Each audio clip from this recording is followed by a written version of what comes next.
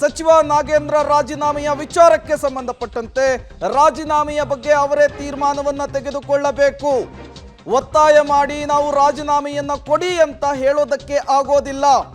ನಾವು ತನಿಖೆಯನ್ನು ನಡೆಸ್ತಾ ಇದ್ದೇವೆ ಅಂತ ಹೇಳಿ ಗೃಹ ಸಚಿವ ಜಿ ಪರಮೇಶ್ವರ್ ಅವರು ಹೇಳಿಕೆಯನ್ನು ಕೊಟ್ಟಿದ್ದಾರೆ.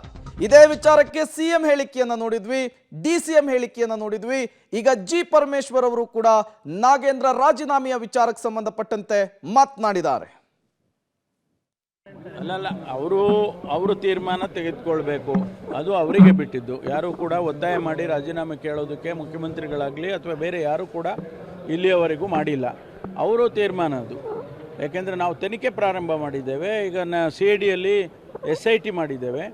SIT ತನಿಖೆ ಮಾಡ್ತಾ ಇದ್ದಾರೆ. ಈ ಮಧ್ಯೆ ಬ್ಯಾಂಕ್ ಫ್ರಾಡ್ ಆಗಿರೋದ್ರಿಂದ ಬ್ಯಾಂಕಿನ ನಾರ್ಮ್ಸಲ್ಲಿ 3 ಕೋಟಿಗೂ ಹೆಚ್ಚು ಫ್ರಾಡ್ ಆದರೆ ಸ್ವಾಭಾವಿಕವಾಗಿ ಅದು ಯಾರನ್ನು ಕೇಳೋದಿಲ್ಲ, ಯಾರು ಕಂಪ್ಲೇಂಟ್ ಕೊಡಬೇಕಾಗಿಲ್ಲ, ಅದು CBI ತೊಗೊಳುತ್ತೆ. ಹಾಗಾಗಿ CBIನವರು ತೊಗೊಂಡಿದ್ದಾರೆ. CBIಗೆ ಬ್ಯಾಂಕ್ನವರು ಕೂಡ ರಿಕ್ವೆಸ್ಟ್ ಮಾಡಿದ್ದಾರೆ. ಆದ್ದರಿಂದ CBI ಕೂಡ ತೊಗೊಂಡಿದ್ದಾರೆ. SIT ನಡೀತಾ ಇದೆ. ತನಿಖೆ ಏನು ಬರುತ್ತೆ ತನಿಖೆಯಲ್ಲಿ ಅಂತ ಹೇಳಿ ಕಾದು ನೋಡೋಣ.